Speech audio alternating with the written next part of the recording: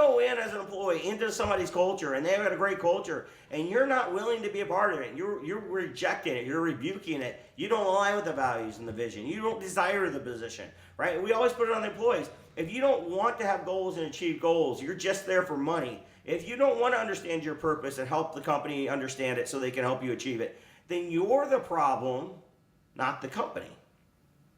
And you should what? Walk away. You shouldn't be a part of that culture. Go find somewhere else to be. But that's what I love about culture. It's what I love about Chick-fil-A's culture. They put immense amount of training in place, and everybody goes, well, that's to make them more money. No, it's not. No, it's not. It's to protect people.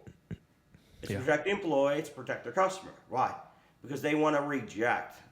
They want somebody to self-reject if they don't align. And that's what makes a phenomenal culture.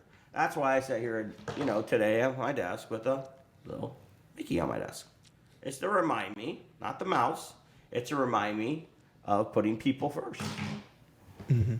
It's amazing to me how much the right person, the values, and the training have to be harmonious, have to come together. Because, like, you can put the right person in the right seat. That's great. And they'll do great for 6 weeks. Crush the job.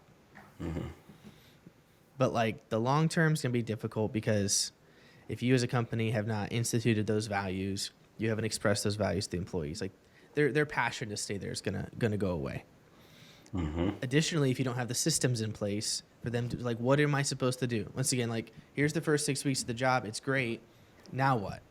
I look at, like, from the Disney perspective, it's like all those things are just together and all the ingredients are in the pot and they are working together seamlessly of here's the right people with the right purpose and values and goals as the company with the training to go along with it.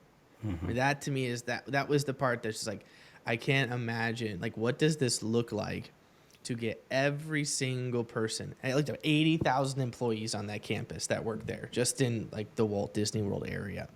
And it's like, how do you get 80,000? I realize not every one of them are interacting with people, but how do you get from every aspect, from the guy sweeping the trash to the guy driving the bus to the person behind the register to the person running rides, and everybody in between, every character, to talk right, to say the same thing, and to be excited about it, to seemingly love their job, just all those things working together at a high level. It's you can have one of them, and that's good. You can have the training in place, but if you don't have the right person, you don't have the values behind it, it's gonna flop. You can have the values in place, but if you don't train the people, like, what those values are, why they're important, and how that plays into their job, it's gonna be chaotic because people aren't gonna be doing what they're supposed to do.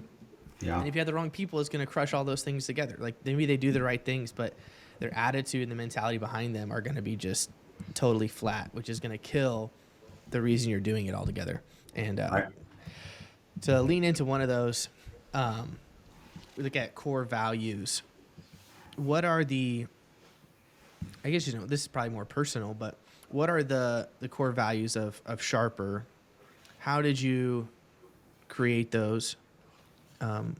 Yourself, and then we'll just start there. What are they? And well, I think values, first of all, have to come down from purpose. The way I start with purpose first, and purpose. I was with a group of men, part owner of a different company called Good Success years ago, and we talked about what good success was, and good Christian men, and we talked about where it came from and what success is in general, and we found the verse in the Bible on Joshua chapter 1:8 that says, define good success versus great success. And so, like, when you read Joshua chapter 1, it gives some ingredients, if you will, to what good success is. So 1:8 is where it mentions, and then you'll find good success. And so when it says, and then you'll find good success, it's kind of like the prelude to that is like what the ingredients are to success.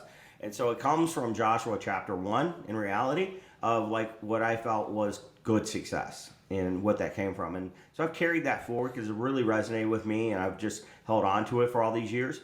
But it's the ingredients of belief, and it starts with you got to be a believer. In my mind, I don't think you can be successful in life if you're not a believer in general, because like, what's the end goal?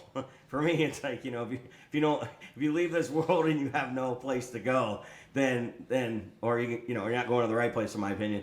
Then it's like, what are you doing it for? Mm-hmm. You know, are you making a bunch of money, or what is this all about? So, like, is it truly successful, even if it looks like it is?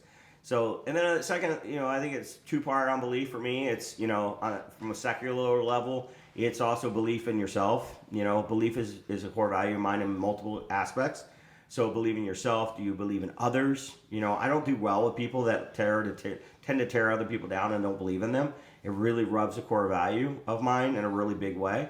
We had a situation recently in our culture where I felt like somebody didn't believe in somebody else, and I just, I still struggle with it today. And so that's one. So believing in other people, and importantly, believing in yourself. Like, I don't really want people on our team that don't believe in themselves. Like, they don't believe they can achieve in things in life. And it's because I don't think they'll try to push for it.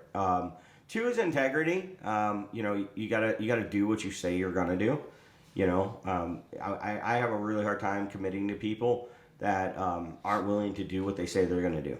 And so, it's actually a really big core value of mine. And I always say core values are not an I'm sorry when they're violated. If it's habitual, it's usually I'm done. Like, if I start to see this in a pattern, then I'm done with you. I mean, I'll remove you from my life if I feel like you're hurting any of these core values. And it's not even a professional thing. It really falls back on a personal level too. Mm-hmm. And so I'd rather somebody look me straight in the eye and be like, I'm gonna be honest with you, bro, I'm just not gonna do it. Mm-hmm. And I don't think you should give that to me. I have utmost respect for somebody like that. I really do.